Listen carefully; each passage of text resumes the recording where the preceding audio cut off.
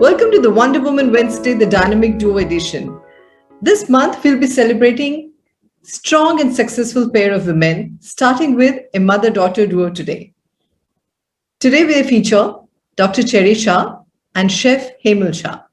Dr. Cherry Shah is a practicing gynecologist and obstetrician at Lilavati Hospital and Surya Hospital in Mumbai. She has trained in advanced gynecological surgery and ND-YAG laser at centers in Germany. She has been consistently rated as one of the top gynecologists and obstetricians in Mumbai by India Today for over a decade, and she has many other accolades under her belt. Hemal is an investment banker turned chef and entrepreneur. Molded by her family's love for food and cooking and her various cultural experiences, Hemal brings a multicultural approach her culinary takes. After working as head chef at establishments in Goa and Mumbai, she has launched her own brand, Chef Hemal, that aims to deliver a unique experience with specialized fusion food for her clients. In a different format today, I will be interviewing Dr. Cherry Shah, and my daughter, Nanki, would be interviewing Chef Hemal. Really honored to have you on WiP. I've been talking to you about this. So today, you and Chef Hemal, as I would like to call her, are the first dynamic duo that we are hosting. So welcome. Thank you. I'm honored. Okay, so, I have been telling everyone about your background, and with the demanding career as a gynecologist, what is your mantra for raising successful kids? Because both your children are doing fabulously well. And this is a question I'm sure everybody asks you. So we would like to know about it. 40 years on, and I still think I'm learning on the job. I still don't know. It's been a roller coaster ride in a way. When I was growing up, I felt my mother was the pits. I felt she didn't know anything, and she was very strict. And whatever I did, she would always say, "तो इसमें क्या? तुम तो इससे अच्छा कर सकती हो, तुम तो इससे." So I used to always feel, if I came first in the class, it was no big deal. But if I came second in the class, it was kind, ऐसा कैसे हुआ? ऐसा कैसे हुआ? When I passed on to school, I topped the school and all, but the thing was, I got 95 in English and I got 75 in maths. The only thing they had to talk about was, लेकिन तुम्हारे 75 कैसे आए? So I used to feel कि, they don't know anything, they're not up to it or whatever, until I became a mother myself. And I don't know, if I look back retrospectively, I feel that maybe I wasn't strict enough. You try to be liberal and then you suddenly realize it doesn't work. And my learning curve was actually fulfilled when I met Amy Chu. I met Amy Chu in Jodhpur. There was a literary festival, and she had just published a book, The Battle Hymn of the Tiger Mom. Yes. And I was seriously lucky enough to kind of come in contact. And in person, yes. Yeah, so we started talking, and मेरे को ऐसे लगने लगा ये तो मेरी माँ है. This is my mother talking to me again. Because in fact, she went through a lot of controversy because she said there are 3 principles. I'm still trying to grasp those principles. The first one was give your children a sense of superiority, which my mother used to do. And which in a way, even I would do. I would say you're the best, you're good, you're intelligent, you have the right genes, and you can do it, you can do it, you can do it. Sure. The second was give them a sense of insecurity. Now, the insecurity was to tell them, ये क्या? ये number इतने ही आए तुम्हारे, ऐसा कैसे? Why aren't you doing more in it? And the last, which is very, very tough as a parent. You can go through it for umpteen decades, and at the end of it, you still feel, "Pata nahi maine galti to nahi kar di." And that is giving them the will to be able to abstain from things. Push them against the wall. I personally now feel that is the right way. Maybe I did a little of that and I did a little of this, but I don't know, my children would be better able to tell you what I did. But I still feel maybe I missed out on a few things here. But give me an example of the third one. Abstain from what? Don't let them indulge. Okay. You have to be very cut and dry. Okay, itna hai, itne mein tumhe khatam karna hai, itne mein tumhe aana. That's it. Yes. No questions asked. No liberal sense of this is their childhood and we're giving them the best. No, I seriously feel when you ragdo them, literally the word has to be ragdo. And if you ragdo and get them, push them to their wall, put to the back to the walls, they, as an instinct for survival, the basic instinct for survival, they come back and fight. And when they fight, they get that energy.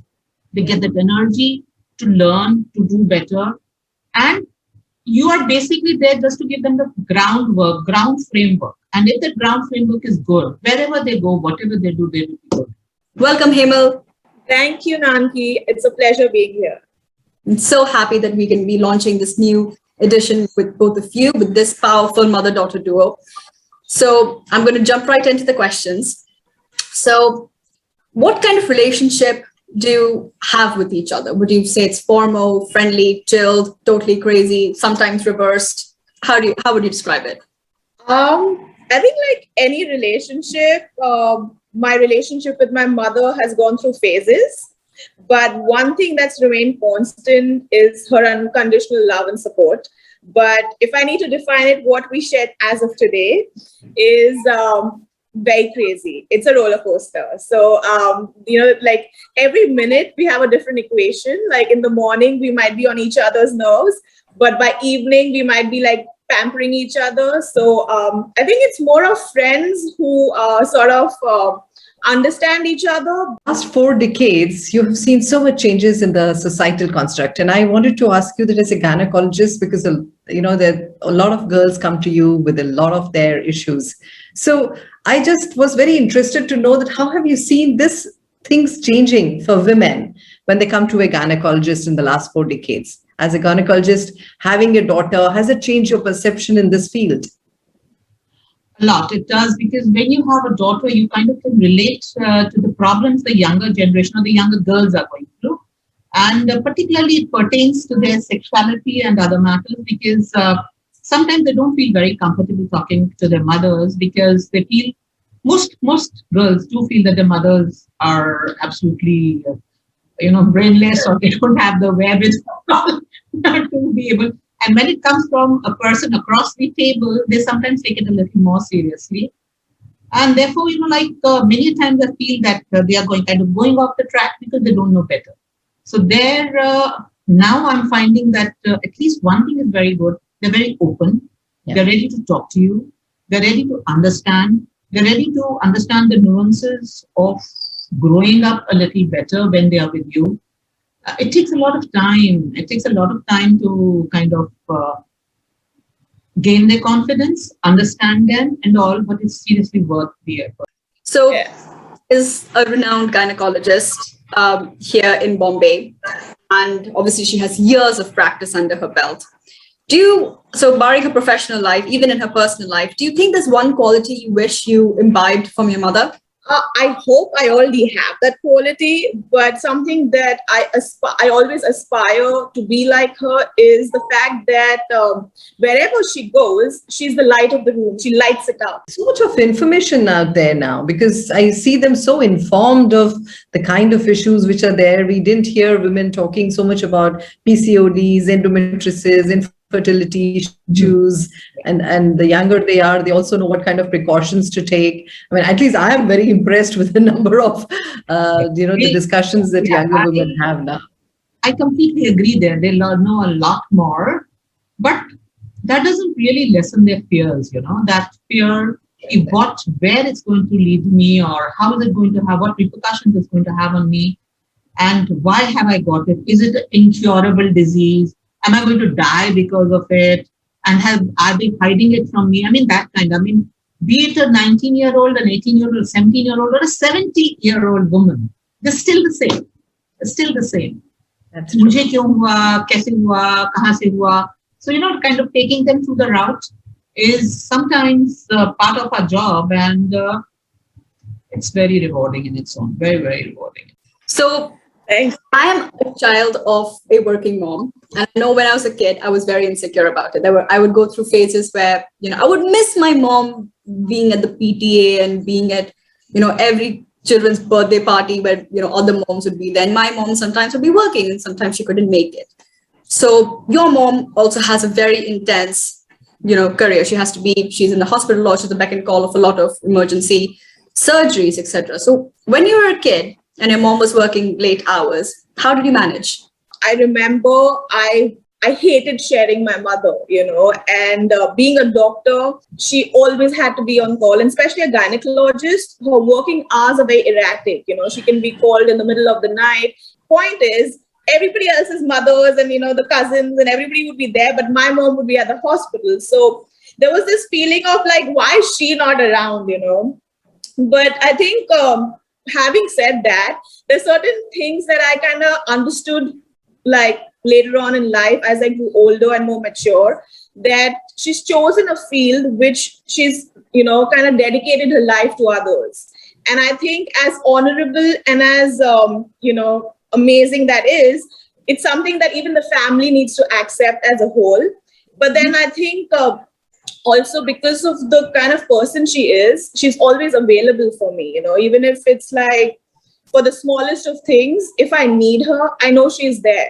Oh, I completely get it. Just to know that no matter what, that your mom's always going to be there, even if she's not physically present in the very moment, is such a reassuring thing. I completely relate to that. Considering you're a doctor couple, both of your kids, none of them are doctors. How does it feel? You mustn't have thought about that. I got scared. Both of them were so scared when they saw. You are both on top of your fields. I'm not surprised. Really, They were shit scared because then they saw us. They always felt that once you finish school, you don't have to study. Once you finish whatever, it's all over and you will have fun and games. And then they saw us, studying away in the night, making notes or whatever, giving talks or whatever. And they felt कि ये क्या है? अभी भी mummy पढ़ती है, पापा पढ़ते हैं, ये क्या कर रहे हैं? And the training programs were so intense, and more than that, sometimes we were in Europe, sometimes we were somewhere else, and Chetan, my husband particularly, sometimes in Cleveland, somewhere there.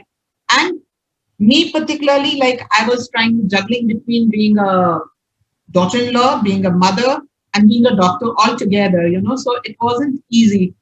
And these kids thought कि ऐसा doctors तो ऐसी रात भर सोते नहीं है, दिन भर सोते नहीं. Birthday parties, the biggest ground was that we couldn't attend birthday parties, birthday parties पे मम्मी कभी time पे पहुंचती नहीं है, school में भी देर में पहुंचती है, इधर भी देर में पहुंचती है. So both of them decided they didn't want to become doctors, and we were quite okay with that. So what I told my son was this: I said, "तू झाड़ू बनाने वाला बन, झाड़ू लगा, but you should be the best झाड़ू वाला, so that people call you कि भाई झाड़ू लगाना है तो चिराग शाह से ही लगवाएंगे." That's true. I think that's a very, very sound advice to give, because kids then know whatever they are, they're the best in their field. And that's why I said you've raised very successful kids and they're really good in whatever they are doing. I must share with you this. My latest learning curve has been from my grandson, who's about 9 years old. So he was being told something that this is wrong, this is not right, don't make this mistake. So his answer was, "But Papa, I want to make my own mistakes." That's true. That's also a learning curve. That sometimes as a parent, to allow them to make their own mistakes, it takes a lot of gut, it takes a lot of grit. Yes. And it breaks your heart. But that's it, I guess. That's beautiful. That's really nice. Yeah. Hemal, you used to be an investment banker in the US, and now you're a chef turned entrepreneur. So with your mom being a gynecologist, do you feel that there are any professional challenges that differ between your two professions, or any challenges that she may not understand? As two professionals, we have a very similar path, actually, wherein, in terms of the kind of dedication that's required, or, the kind of obstacles that each profession kind of brings with it. But in terms of being a doctor, right, like the day you get your degree and you get your title as a doctor, you're already looked upon as somebody who's noble and giving, and there's a certain respect that comes with it, the day you get your degree. But in general, chefs kind of, aren't somebody that people kind of think of a career which is very respected, which is sad but true. And I think because of that, the kind of challenges that, mom as a doctor and me as a chef face kind of differ, because for me to kind of just kind of go over the obstacle of ensuring people realize that chef doesn't mean like bawarchi or cook, but I've been kind of lucky because my parents, my family, my friends, like my support system has been amazing in this regard. And personally, my path was from an investment banker to being a chef, so it was like a leap of faith. When Hemal decided to move from investment banking into pursuing her passion, as a chef, that was a big change. And I know she's so accomplished today in what she does. What makes you most proud of whatever she is chosen to do? I am very proud of what she is doing, and I guess that was a big leap of faith actually. And for me, more than anything else, the only thing I asked her was, I said, "Are you sure?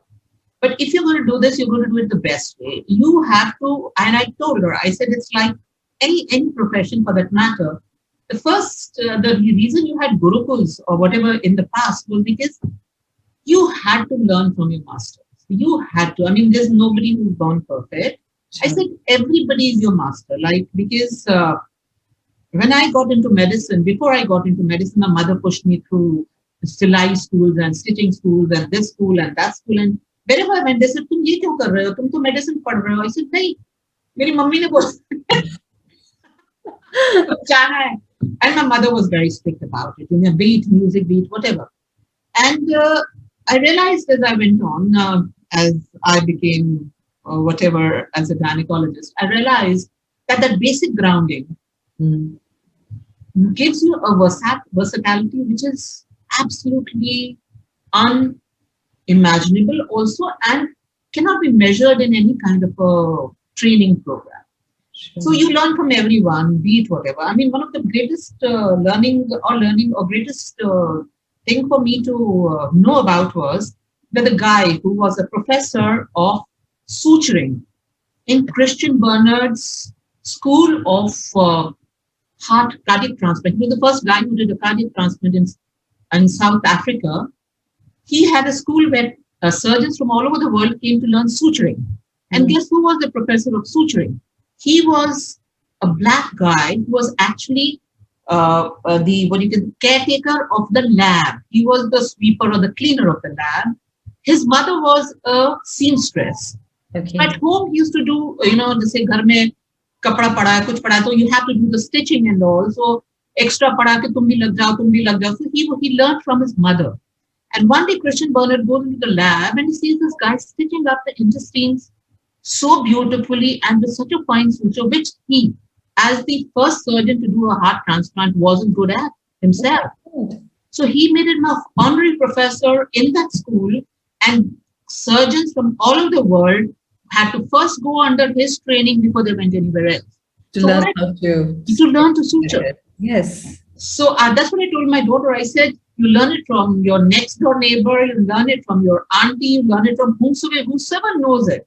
Go and learn. Yeah. So that was which of course was not taken in the right way. I mean, we rub each other so bad at times. But I guess the best part about being a mother is that, it doesn't matter. You can be rude to me, you can shout back and I can shout back, and we can kind of walk off and stomp off. That's the next minute you're back there because she's a part of you always. Oh, yes, that is true. That's true. So people usually joke that, the apple doesn't fall too far from the tree. And during the pandemic, I definitely realized that there were some very intense mom qualities that I didn't even know that I had. And a trivial one, it was, my love to clean, or to stress clean rather. So what makes you feel like you are your mom's daughter? So when I was in the US, so my mom, she has this habit when she comes home. The first thing that she does, like as soon as she enters the house, she enters the kitchen to ensure, people have eaten well, what's the prep for the next day, and, trying to ensure the kitchen is sorted so that people without her presence can kind of be comfortable.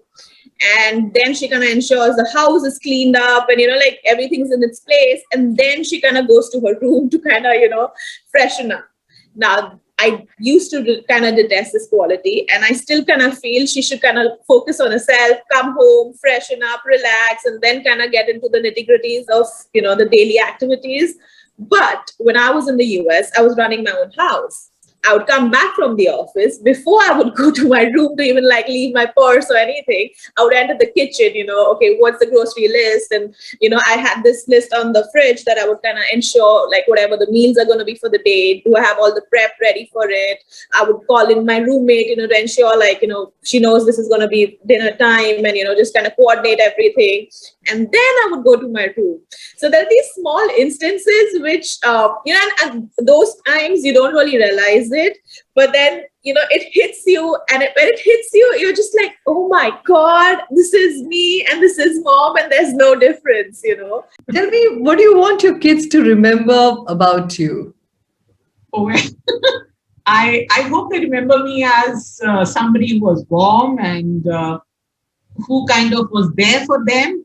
At the same time, I think I want them to remember कि अगर तूने ऐसा नहीं किया तो देख लेना आगे चल. They're definitely going to remember that your high energy and whatever you do so well. So I think that's something they're definitely going to remember. Okay, so we're going to be ending this individual interview by just one last question. So what makes you proud of your mom? Whoa. Okay. So to be honest, I am just proud of who she is as a person. It goes without saying, of course, her achievements as a doctor make me very, very, very proud. The fact that she's been televised by Doordarshan, by Sony, by Care, and all the televised channels. She's come in newspapers. She's been covered by India Today. I mean, all those things really make me proud. But the fact that she's one of the top doctors, she's doing so well. But when she comes home, she's my mom. And, she's somebody that, doesn't really kind of let the things that the outside world thinks about her, like the persona that she has as this successful doctor when she comes home. I think it's amazing how she kind of balances it out. Hi, welcome back to the final segment of this dynamic duo WonderWoman Wednesday. So we're going back to our conversation with Dr. Cherry Shah and her daughter, Chef Hemal. Mom, would you take it away with the questions? Yes. So the question that I have for both of you is that how similar are both of you? Dr. I Cherry? think I'll let mom take that question. I think we are similar but very different, definitely. In the sense we are similar because when it comes to work, we both are very particular about what we want and meticulous. It comes from my surgical training, and for her, I guess it comes from her passion for cooking. So whenever she's cooking, all her ingredients, the amount, the freshness, she'll go halfway across the world to buy whatever has to be brought, if it's the herb is fresh or whatever. But I quite like that because it shows a particular involvement and pride in your work. So I guess that is it. But dissimilar, absolutely. I mean, we can't work in the same kitchen. Hemal, what do you think? I actually absolutely agree with mom here because, and that's the first time for us, is it, mom, that we're agreeing with something? So, I think, to be honest, sometimes I feel because mom and I don't know if mom's going to agree on this, are so similar that we're actually very different. I'll kind of explain this in a way wherein, like mom said, we like things in a certain particular way. And so in my room, that's my space. I like it in a particular way. But if mom enters my room, it's a mess for her. But that is my way, and like, if I like my books organized horizontally, like, whether it's A to Z or if it's color wise, but that's the way I have organized it. And she has a certain way she organizes it, right? Because we kind of so set in our ways, although each kind of doing their own thing, we kind of are so different because, she might want it like, from big to small, and that's the way she likes it. For her, everything has to be in line. And for me, the lines don't matter. For me, I need to know that, okay, if I wake up and I need to kind of pick up a book, which, is to do with either culinary, or if it's like one of my finance books, I know which shelf what is lying around. It could be big, small, big, fat, it doesn't matter. So I guess that's where it is. Is that generational? Because I can see some similarity. Oh yeah, for sure. Although we are not getting into it here, but I can see some So there are definitely similarities. some similarities there. So my next question, I'm going to start with him, is what activity do you both enjoy doing together? Fighting, arguing, is it not? That's a good one. It comes that way. Rebellious. Rebellious is the right word, I would say. Oh, that's not an activity. Okay, let's not have the activity here now. So. No, but we like singing together. We like Yes. singing together. Oh my God, I didn't know that. Yeah, there's some songs which are kind of our songs. And we used to also kind of run away for lunches, Yeah, those are my favorite memories. She would pick me up from dance class or my skating, and like she had time between the two clinics that she's consulting at, and she would just take me to my favorite restaurant, or we would grab a sandwich and just like drive around and have these impromptu lunches. And I think those are fun days, Mom. We should do that more often. I mean, if COVID wasn't around, but That's beautiful. That's a very, very lovely memory. That's fantastic. So, Hemal, I'm going to ask you something now. If your mom had a few extra $1 billion, what do you think she would do with it? Mom. First of all, she'd be so happy that she has it, that now she can kind of do everything at her pace. Because I think the biggest thing sometimes she goes about is like, oh my God, I need to finish this, I hope. I mean, I don't know if she would, but I hope she would kind of just slow down in life if she has those extra $1 billion.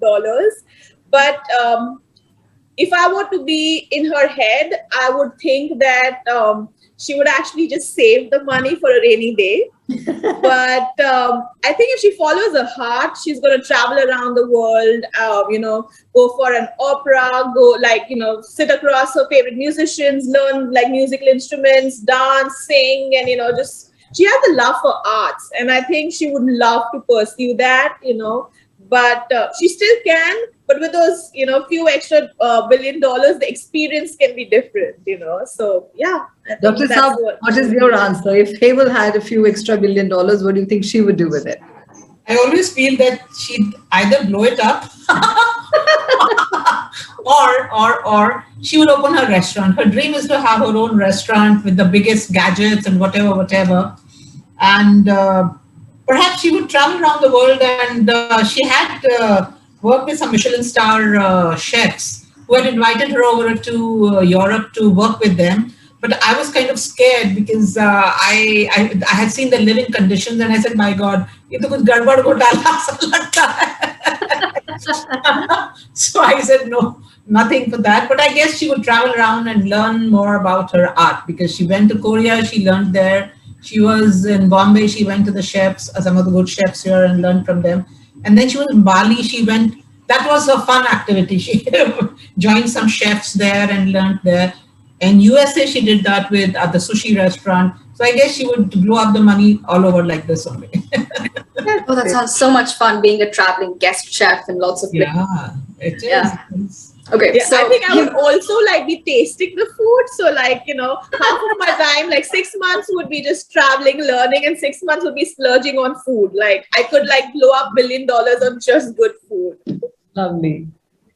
So, Hemal, both of us are daughters of working moms who've had and still have amazing careers.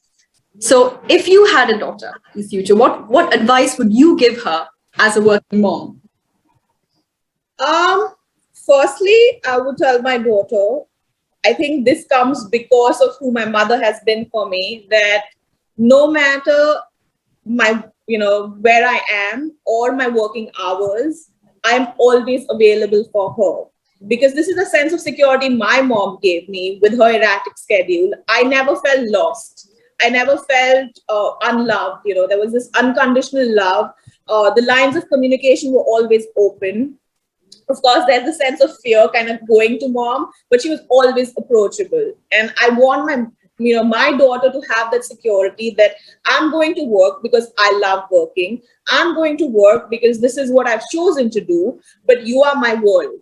When I step out of the world, step out of the house as a profession, that's something I choose to do, but that does not, take away from what you mean to me. And I want to ensure she understands that and she knows that. And secondly, I would really, really, really want her to be happy. Like whatever she does, I want her to follow her heart and never feel scared of making mistakes, because I think that's one thing. I think I'm very grateful for my mother, because somebody who started doing did pre-med and then kind of went down economics to finance to kind of being a chef. My mom's always supported me through the ups and downs and never made me feel small, never made me feel, actually question me that why are you doing this? I mean, you could have just been a doctor and you could have just, been like, and especially when you have two doctors, my father's also a doctor. It's kind of, this unsaid rule that acha, ek bacha to doctor ho jayega, and kind of life is little sorted, because my parents have achieved certain things in their career. So there's an open platform ready for me to kind of just step on and kind of, live in that. But they've been very supportive, and I want my daughter to realize or understand that the world is hers. She can do what she wants to do, and I'm always going to be there for her. I mean, it's very simple. I want her to be happy, and I want her to know that she has a mother behind her always, just like my mom's been there for her. That's I think that's beautiful. very nice. Dr. Saab, that was a very good decision. You have to now tell me, how has your daughter influenced your thinking? Well, she's made me think lateral. She's made me see that perhaps there are many things which I was doing wrong, or maybe I should have done it in a little different way. And sometimes it scares me also. And but then her own confidence to take this leap of faith, and her own obsession, I would call it a magnificent obsession, kind of gave me the courage ki acha theek hai, kar le. I think tu kar legi. But again, the same room applies. I still feel a tiger mom is the best mom. You guys don't know about that. She has a very nice thing in our session when we interviewed together. Botu might remember, Hemal might remember when I'd gone to Jodhpur, I'd met Amichu. Yes. Yes, so the same woman. So one final question for both of you. Hemal, what do you think brings a smile on your mom's face? Okay, if I need to be very honest today, the day I tell her I'm getting married to the boy, she's gonna be so happy. She's gonna have tears of joy, and that's gonna be like her happiest day ever. But in general, forget all of this. But in general, if I need to see my mom happy, she needs to come to a home that is clean, that's organized. She likes the environment to be like peaceful, calm. She loves listening to good music. So, if she's come home and, everything's in its place and she can just come unwind and sit with us and have a good cup of tea. Or, sometimes she loves Baileys. So it depends on the time of the day. We might have like a small shot of Baileys and just, just being with family. I think family for her is her power, if I'm not wrong. Like she, kind of gets her strength from us. So, she would love us to be happy together, healthy, and good music, would just add on to all of that. So, yeah, I think that's what it is. Dr. Saab, what about you? What do you think would bring a smile on Hemal's face instantly? I think if she achieves what she's on the way, but I think she still wants to achieve much more. I guess whatever she wants, achieves, and is happy about it would definitely bring a smile to her face. And if she sees me smiling, I guess she will smile. So much. I feel like we've both learned so much about your professional dynamic and your personal dynamic, and it's so heartwarming to see. I hope you both enjoyed the personal interviews that we have done as well. Oh, it was wonderful. It was kind of very thought-provoking also, and it kind of made me think as to what bringing up a daughter has meant to me. Yes. I think you are our first guest in the dynamic duos that we are going to do launching this September. And both of you are such perfectionists in your professions. And you guys think you are so dissimilar, but you're so similar in your dedication, your commitment, your eye for detail, the fact that you follow it with so much passion, and the fact that you are so multifaceted. Most of you are so versatile in a number of things that you do. And we're really honored to kind of know you and really see these different facets of you. In a short while of an interview with all our members, we are able to show only this little part of it, but I'm really hopeful that we'll individually get you for your respective professions as well. So thank you so much, Dr. Sherry. And thank you so much. Thank you so much for having us.